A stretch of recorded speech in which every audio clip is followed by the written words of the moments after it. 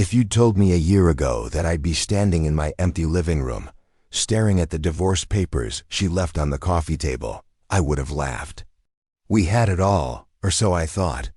The woman I built my life with, the one who swore. We were a team, walked out for her boss. And she didn't just take herself. She took our future, every dollar we'd saved, and left me with a smile that said, "You'll never recover." But what she didn't know was that she'd just made the biggest mistake of her life. The pen was still there, right beside the papers. She hadn't even bothered to put it back in the drawer. It felt deliberate, like she wanted me to sign without thinking, like this was just another transaction in her day. I didn't touch it. I didn't even sit down. I just stood there, staring, feeling the weight of the silence in the house we'd called home for 9 years. I met Emily in the least cinematic way possible. At a grocery store, of all places. I was standing in the coffee aisle, trying to decide between Colombian or Ethiopian beans, when she reached past me to grab the very last bag of the one I'd been eyeing. She smiled, that kind of smile that makes you forget what you were about to say, and offered it to me.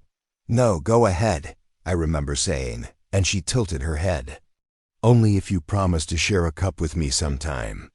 It sounds corny now, but that's exactly how it happened.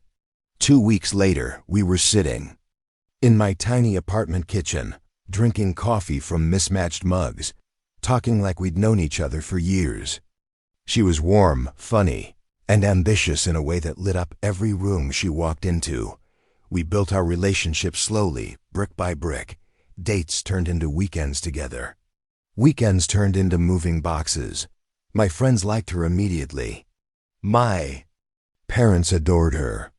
She had this way of making people feel important, like they were the only person in the world when she spoke to them. And when she turned that focus on me, I felt unstoppable. Our wedding was small, a summer afternoon under a rented white canopy in my parents' backyard. We didn't have much, but we had enough. Enough to pay the bills, to dream a little. We promised each other that we'd build a life where we never had to worry about the ground falling out from under us. And for years, we kept that promise. It didn't happen all at once. People like to imagine betrayal as a lightning strike, sudden, obvious, leaving no room for doubt. But in my case, it was more like a slow leak in the foundation. You don't notice it until the cracks start showing. It started with her phone. She was always on it, scrolling, texting, laughing at things she wouldn't explain. When I'd ask who it was, she'd wave it off. Just work stuff. You wouldn't care. She started working late too. Not every night, but enough that I noticed. She'd come home smelling faintly of wine and expensive cologne that wasn't mine. I told myself I was being paranoid. I trusted her. We still had our moments, Saturday morning pancakes, long walks in the park, Sunday movie nights. But there was a distance in her eyes sometimes, like she was halfway somewhere else. I didn't push. I thought giving her space was the right thing to do. One night, she came home later than usual. I was half asleep on the couch when she walked. In heels in her hand, hair a little too perfectly messy. She smiled, kissed my forehead, and said, "You're the best, you know that?" I wanted to ask what she meant, but I didn't. Looking back, I think that was the night she'd already made her choice. It was a Tuesday, a nothing special, middle-of-the-week kind of day. I came home from work, expecting the usual, her shoes. By the door, the faint sound of music from the kitchen. But the house was quiet. Too quiet. She was sitting at the dining table when I walked in. Her hands were folded neatly, her expression calm. On the table beside her sat a large envelope. "Hey," I said, my voice catching on the edge of unease. "Hi," she replied softly. "We need to talk." Every bad conversation starts with those 4 words. She took a deep breath. "I'm leaving, Mark." At first, I thought she meant for the night. A trip, maybe. Then I saw the divorce papers slide from the envelope, the edge of the stack brushing her fingertips. "What?" Her eyes glistened, but I could tell the tears were rehearsed. It's not working anymore. We've grown apart. Grown apart? My voice was sharper than I intended. Emily, where is this coming from? She swallowed. I've been seeing someone, my boss. It wasn't supposed to happen, but I laughed, a short, humorless sound. Your boss. The one you've been working late with? I didn't want to hurt you, she said, her voice breaking in just the right places. It just happened. My chest felt like it was caving in. And what about our savings? The investments? She hesitated, and for a moment, the mask slipped. I moved them into my account. It's only fair, Mark. I've been the one holding things together for years. Fair? I repeated, my voice low. You emptied everything. It's better this way, she said, standing up. Clean break. You'll be fine. You always land on your feet. She picked up her coat and bag, avoiding my eyes. I'm sorry, she whispered, and it almost sounded real. I didn't stop her. I didn't yell or beg or chase after her. I just stood there, my mind replaying every moment of our life together, trying to find the place where it all went. Wrong. The front door clicked shut behind her, and the silence was deafening. I walked to the window, watching her car pull away. She didn't look back. Most people would have crumbled in that moment. And I won't lie, part of me did. But beneath the heartbreak, beneath the rage, there was something else. Something cold. She thought she'd taken everything. She thought she'd won. What she didn't realize, what she couldn't possibly know, was that the real investments, the ones that mattered, weren't in the account she'd emptied. They were somewhere she couldn't touch. Somewhere only I had the keys to. I sat down at the table, picked up the pen she'd left behind, and twirled it between my fingers. She thinks this is the end, I murmured to the empty room. But the game's just getting started. The first night after Emily left was the hardest. Not because of the silence, though the house felt like it had swallowed its own heartbeat, but because of the questions. When? How long? Was any of it real? I didn't sleep. I sat at the kitchen table with a glass of whiskey, staring at the half-empty bottle like it might have answers. Every room in the house felt different now, contaminated by her absence and her lies. The chair she used to curl up in with a book. The framed wedding photo on the mantel where we both looked younger, poorer, and infinitely happier. The faint scent of her perfume in the hallway. She was gone. But her shadow was everywhere. By the time the sun rose, something inside me had shifted. I was done replaying the betrayal in my head like some tragic movie. I had no interest in drowning. In self-pity, Emily thought she'd walked away clean. She thought she'd gutted me and left me with nothing. But she had underestimated two things, my patience and my memory. Years ago, long before I had any reason to doubt her, I'd made a habit of protecting our assets. My father had been burned badly in his divorce. His ex-wife walked away with half his business and more than half his dignity. Watching him rebuild from nothing left a mark on me. So when Emily and I started investing, I suggested we split some funds into a trust. I pitched it as a safety net for tax purposes, something that would help us if the market crashed or one of us got sick. She'd signed the paperwork without much interest. She never cared for the finer details of money management. She liked the results, not the mechanics. That trust was still there, untouched, and thanks to the way I'd structured it, her name was nowhere near it. The account she'd emptied? That was our visible nest egg, the account she saw, the one she monitored on her phone like a hawk. The trust? That was invisible to her, and it held more than twice the amount she thought we had. I knew I couldn't just take comfort in the fact that I still had money. This wasn't just about finances. This was about betrayal. About the smug look in her eyes when she told me she'd been the one holding things together. So I started with the simplest thing, finding out everything. I dug through our old phone bills, scanning for patterns. There they were, late-night calls to an unknown number, always after she'd claimed she was staying late at work. I matched the number to her boss's name through a quick online search. No surprise there. I checked her social media. Most of it was private, but you'd be amazed what people accidentally leave visible. A tagged photo from an industry conference. 2 months ago, Emily, in a sleek black dress I'd never seen before, laughing at something just out of frame. Her boss's shoulder was barely visible, but I knew it was him. I called an old friend from college, Daniel, who now worked in corporate investigations. He owed me a favor from back when I'd helped him out of a sticky legal mess. Need a background. Run, I told him. On a guy named Richard Lewis. He's the CEO at Goldmark Consulting. Daniel whistled low. Big fish. What's the story? Just find out if he's swimming in clean water. While Daniel worked his magic, I went through the files on our shared laptop. Emily had been sloppy. She'd logged into her personal email and left the browser open one afternoon before leaving for work. Buried in her inbox was a thread of messages. Between her and Richard, the first few were boring, work-related, polite. Then the tone shifted. Flirty comments. Private jokes. Plans for working dinners that, in hindsight, explained the perfume and the late nights. And then I saw it. An email from 2 weeks ago. Once we get the transfer sorted, we can start fresh. I promise you, you won't have to worry about him anymore. The transfer. My stomach tightened. She wasn't just leaving me. She was merging her life with his. My investments had become their startup capital. I took a screenshot and forwarded it to myself.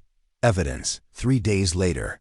Daniel called back. Your guy Richard, he said, isn't exactly clean. Multiple NDAs from former employees, a couple of harassment complaints that went away too quickly, and a pending SEC review over some creative accounting practices. Oh, and he's married. His wife's family owns a decent chunk of the company. I leaned back in my chair. So if the wife found out and the SEC case blew up, he's done, Daniel finished. Completely, and probably broke. The idea settled in my mind like a seed finding the perfect patch of soil. I didn't smile, but I felt the edges of one tugging at my mouth. I wasn't ready to strike yet. Revenge, if done right, is like cooking a perfect roast, slow, deliberate, and timed to the second. But I needed to know how far Emily and Richard had gone, and how secure they felt. I sent Emily a text. Hope you're okay. Just wanted you to know I'm not going to fight you on the divorce. If this is what you want, I'll sign. Her reply came. In less than a minute. Thank you, Mark. I didn't want it to be ugly. You deserve to be happy too. There it was again, that fake compassion, the pretense of caring. It made my skin crawl. I typed back, I just wish we could have been more open. If we'd talked sooner, maybe we could have avoided all this. She replied. It's for the best. You'll see, that was all I needed to know. She felt secure. She thought the game was over. I contacted a lawyer, not a divorce lawyer, not yet.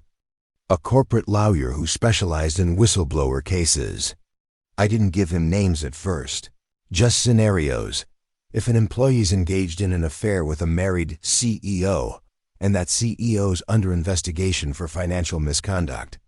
What happens if evidence of both surfaces at the same time? He chuckled. Well, the personal scandal alone would cripple his credibility. Combine that with an SA case? He's looking at the end of his career, possibly worse. I nodded slowly.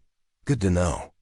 I spent the next week compiling everything, the emails, the phone records, the photos. I even reached out to a woman. Daniel had connected me with a former Goldmark employee who'd signed an NDA after being harassed by Richard. She didn't want to go on record, but she was more than willing to confirm the rumors off the record.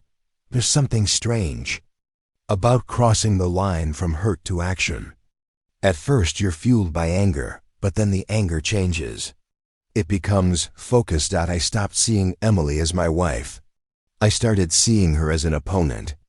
Every memory we'd shared became a puzzle piece. Every lie she'd told a thread I could pull. The man I was when she walked out, the one standing in the living room, stunned and hollow, was gone. The man replacing him was quieter, sharper, patient. And for the first time since she left, I slept through the night. 2 weeks after she left, I ran into Emily at the grocery store. She was with Richard. They didn't expect to see me, and for a split second, I saw panic flash in her eyes. Then she smiled. "Mark," she said, as if she'd just spotted an old friend. "How are you?" "I'm good," I replied evenly. "Better than you think." Richard extended a hand. "Richard Lewis, I've heard so much about you." "I'm sure you have," I said, shaking it just a little too firmly. His smile faltered for half a heartbeat. Emily touched his arm. "We should go. Busy day ahead." As they walked away, I called after them. "Tell your wife I said hello, Richard." He froze mid-step. Emily's head whipped toward me, but I just smiled and turned down another aisle. That night, I poured myself a drink and sat at the kitchen table, looking at the growing pile of evidence on my laptop. I could feel the momentum building. Emily thought she'd built her future on the ruins of mine. Richard thought he was untouchable. They were both wrong. The game wasn't just starting anymore. It was already in motion. The days after that night felt like walking barefoot through broken glass. Every step cut deeper, but stopping wasn't an option. The town buzzed with whispers. People looked at me differently now, like they were watching a tragedy unfold, and couldn't look away. My mother tried to act like everything was normal, but her eyes gave her away. Every time she looked at me, there was that mix of fear and sadness, as if she already knew how this would end. Emily didn't show up at the library anymore. She didn't answer my calls. Every message I sent disappeared into silence. Part of me wanted to believe she was just afraid, that she was hiding to protect me. But the longer the silence stretched, the harder it became to convince myself of that lie. One rainy afternoon, I decided I couldn't take it anymore. I went to her house. The curtains were drawn, the front yard overgrown like no one had cared. For weeks, I knocked. No answer. I knocked harder. That's when the door creaked open, just a few inches, enough for me to see her. She looked different. Her hair was unkempt, her eyes red, like she'd been crying for days. "Emily, what's going on? Why won't you talk to me?" I asked, my voice breaking. She glanced over her shoulder, then stepped outside, closing the door behind her. "You need to go," she whispered. "What? Why?" "They know Daniel, my father. He found out about us. He said if he ever saw you near me again, he'd—" She cut herself off, biting her lip as her eyes filled with tears. "He'd what?" I demanded, stepping closer. Her voice cracked. "He said he'd make sure you disappear." I felt my stomach twist. "Emily, I don't care what he says. We can leave. We can go somewhere." She shook her head violently. "You don't get it. He's not just angry, he's dangerous. And it's not just him. People in this town, they'd rather see you dead than see us together." The weight of her words settled in my chest like a stone. I wanted to argue, to tell her love was enough, that we could fight them. But her hands were trembling, and for the first time, I realized she wasn't just afraid for herself. She was terrified for me. "I can't lose you," I whispered. "You already have," she said, and then, without another word, she turned and went back inside. The door shut, and I stood there in the rain, feeling the world collapse around me. That night I couldn't sleep. Her words echoed in my mind, mixing with the memories of every smile, every secret, every touch we'd shared. Love wasn't supposed to end like this, not torn apart by fear, hate, and the shadows of other people's prejudice. A week later, I heard she'd left town. No note, no goodbye, just gone.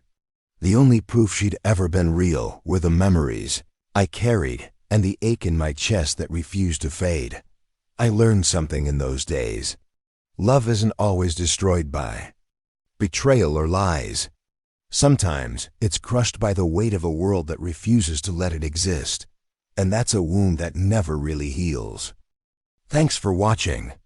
If you enjoyed this video, make sure to hit that like button, subscribe to the channel, and turn on notifications so you never miss an upload.